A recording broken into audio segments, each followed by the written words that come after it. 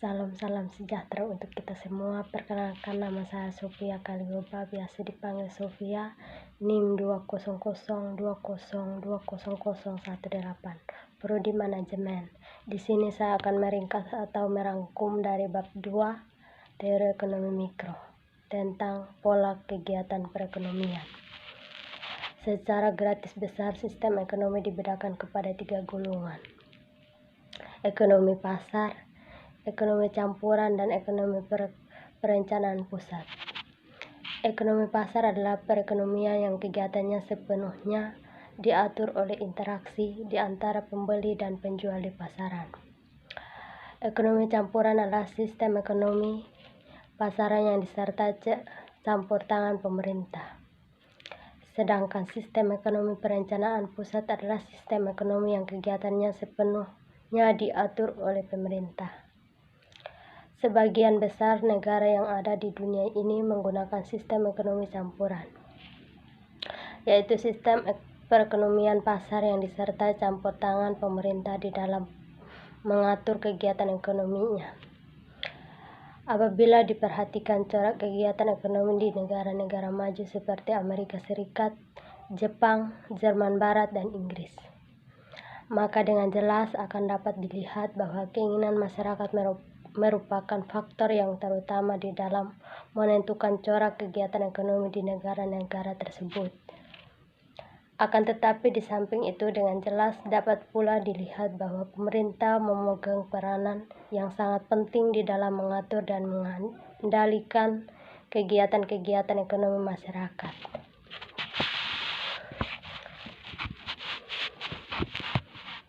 Juga di negara-negara berkembang seperti India, Malaysia, Filipina, dan negara kita sendiri. Corak kegiatan ekonomi yang seperti itu dapat jelas dilihat. Oleh karena sistem ekonomi campuran adalah sistem ekonomi yang dipraktekkan di banyak negara, termasuk negara kita, maka perlulah ciri-ciri dan corak kegiatan dari sistem ekonomi tersebut dikenal dengan sebaik-baiknya. Pertama-tama, hal tersebut bermanfaat karena kita akan dapat dengan lebih jelas melihat bagaimana sesuatu perekonomian yang kita kenal sehari-hari berfungsi dan menjalankan kegiatannya.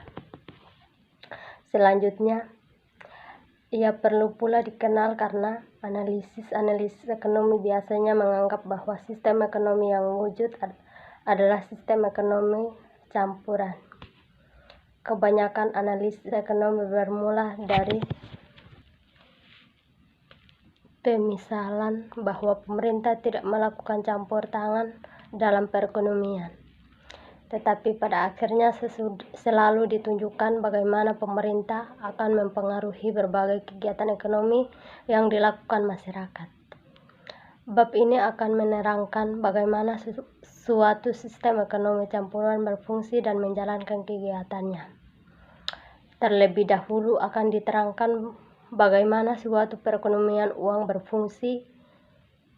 Sesudah itu akan diterangkan pelaku-pelaku utama kegiatan ekonomi dalam sesuatu masyarakat. Uraian dalam bab ini seterusnya menunjukkan interaksi di antara pelaku kegiatan ekonomi dalam sistem pasar, kebaikan dan keburukan sistem pasar, dan peranan pemerintah dalam memperbaiki efisiensi dari sistem pasar.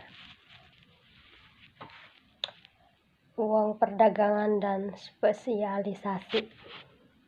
Perekonomian dunia telah mengalami perubahan yang sangat drastis di dalam dunia setengah abad belakangan ini. Mula-mula perubahan tersebut terutama berlangsung di negara-negara maju. Akan tetapi semenjak Perang Dunia Kedua, banyak negara berkembang juga mengalami perubahan corak kegiatan ekonomi yang sangat nyata.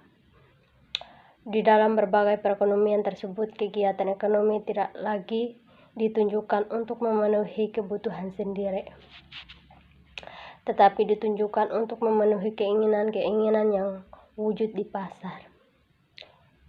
Di samping itu, unit-unit produksi telah sanggup mengembangkan teknik memproduksi yang sangat modern sehingga mereka dapat menyediakan barang-barang yang dibutuhkan masyarakat dalam jumlah yang sangat besar. Barang-barang tersebut bukan saja akan dijual di dalam suatu pasar tertentu, tetapi terutama dijual ke berbagai pelosok negara dan sering pula ke luar negeri.